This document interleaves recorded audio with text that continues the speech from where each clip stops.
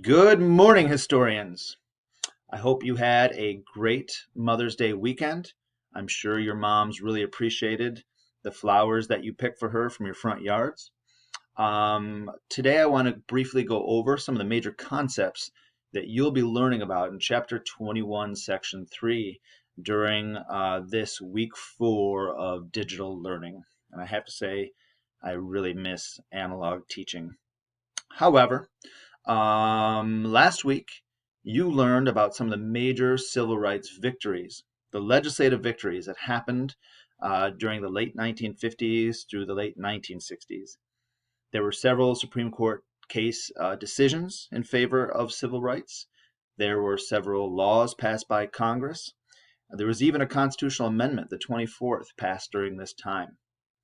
On one hand, this was all an unprecedented amount of action from the federal government to stop the racism, discrimination, and oppression of African Americans. Not since the Civil War had the federal government even really acknowledged that oppression was happening, let alone use its power to actually attempt to fulfill its constitutional obligation to oppressed citizens. However, this all came at a high cost for African Americans.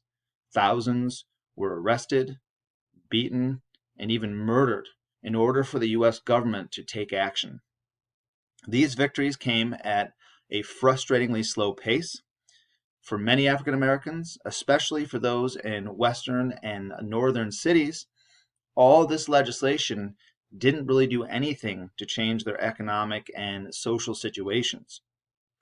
These frustrations led to many civil rights activists becoming more cynical and more radical in their approach to achieving equity in society and the economy as the 1960s dragged on.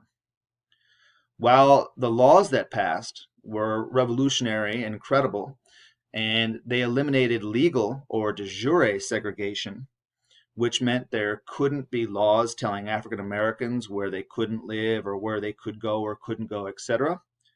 For African Americans living in northern and western cities, there were never laws telling them where they could live. But de facto segregation, or segregation by customs and practice, existed in these cities, meaning that white communities still made it nearly impossible for African Americans to move out of poor urban areas that were decaying and tended to have poor services, schools, and where police tended to be discriminatory towards them. Not to mention that African Americans were rarely given access to good paying jobs in these areas. Due to these frustrations, violent uprisings started to spread throughout western and northern cities.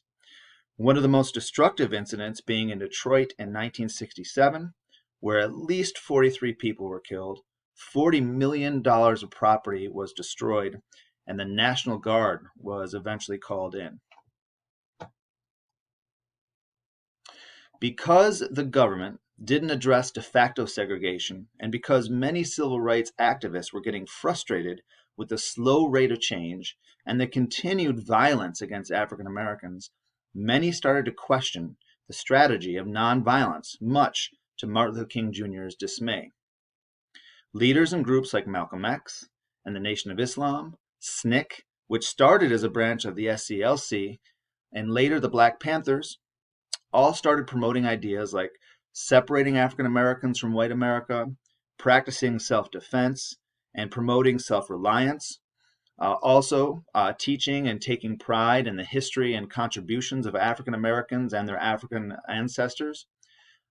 Some of this rhetoric, however, had the effect of scaring away many whites, as Martin Luther King Jr. feared that it would. Martin Luther King Jr. was assassinated on April 4th, 1968, by a white racist in Memphis, Tennessee. And to many African Americans, this was the last straw.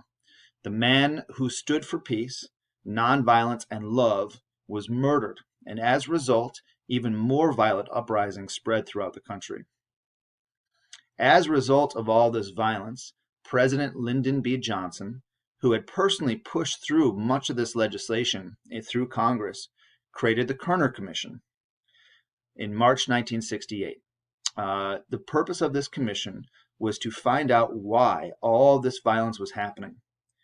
Lyndon Johnson, like many white people, didn't understand that the laws that he helped create didn't help African Americans get good jobs or stop white people from hating them. The Kerner Commission concluded that this was true, that if the U.S. really wanted to help African Americans, it would have to eliminate de facto segregation and have to grant access to better jobs and social opportunities. For several reasons, the U.S. ignored these recommendations of the Kerner Commission. And while minorities in the U.S. never stopped advocating for equity, this marked basically the end of the modern civil rights era. That's all for this week. Please keep turning in your work, and remember, if you have any questions or concerns, contact me via Remind, email, Schoology. Join my Zoom conference on Wednesday during office hours. And until next time, please keep safe and keep thinking.